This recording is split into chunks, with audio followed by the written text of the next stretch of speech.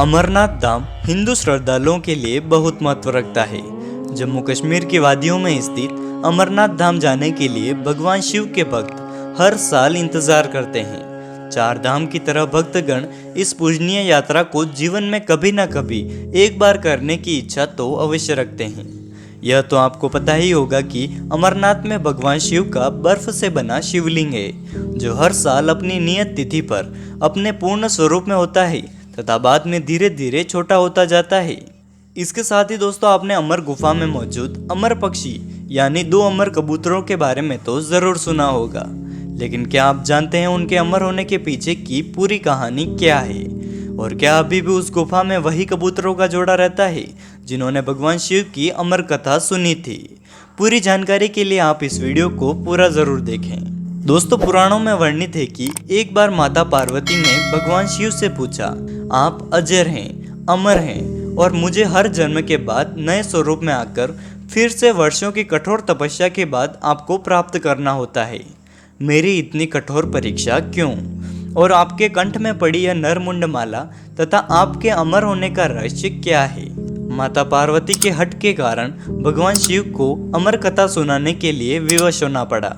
इसके बाद भगवान शिव ने माता पार्वती से एकांत और गुप्त स्थान पर अमर कथा सुनने को कहा, जिससे कि अमर कथा कोई अन्य जीव ना सुन पाए, क्योंकि जो कोई भी इस अमर कथा को सुन लेता था वह अमर हो जाता था। पुराणों के मुताबिक भगवान शिव ने पार्वती को इसी परम पावन अमरनाथ की गुफा में अपनी साधना की अमर कथा सुनाई थी, जिसे हम अमृतत्व कहते हैं। भगवान महादेव ने जीवनदायिनी 5 तत्वों को अपने से अलग कर दिया। इसके बाद माँ पार्वती के साथ उन्होंने गुप्त गुफा में प्रवेश किया और अमर कथा माँ पार्वती को सुनाने लगे। कथा सुनते सुनते देवी पार्वती को नींद आ गई और वह सो गई, जिसका शिव जी को पता नहीं चला। भगवान शिव अमर होने की कथा सुनाते रहे। उसी समय 2 सफेद कबूतर शिव जी की कथा सुन रहे थे और बीच बीच में गूं गूं की आवाज निकाल रहे थे। भगवान शिव को लगा कि माँ पार्वती कथा सुन रही है और बीच बीच में हुंकार भर रही है। इस तरह दोनों कबूतरों ने अमर होने की कथा पूरी सुन ली। कथा समाप्त होने पर भगवान शिव का ध्यान पार्वती की ओर गया, जो कि सो रही थी। जब महादेव की दृष्टि कबूतरों पर पड़ी तो वे क्रोधित हो गए।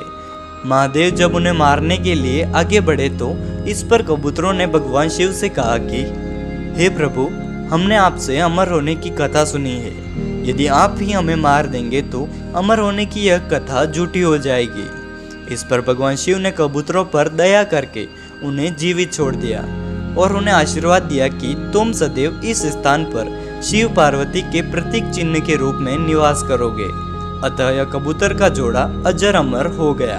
ऐसा कहते हैं कि आज भी इन दोनों कबूतरों के दर्शन भक्तों को प्राप्त होते हैं, इसलिए इस गुफा का नाम भी अमर गुफा के नाम से प्रसिद्ध हुआ। अब हमारे मन में यह संशय तो जरूर है कि आखिर क्या अभी गुफा में रहने वाले कबूतर वही 2 कबूतर हैं जिन्होंने भगवान शिव की अमर कथा सुनी थी? तो इसका जवाब है शायद हाँ।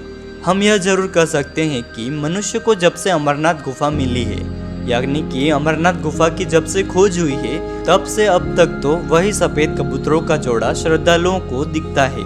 उन अमर पक्षियों का दिखना काफी दुर्लभ है। किसी किसी किस्मत वाले को ही उनके दर्शन हो पाते हैं।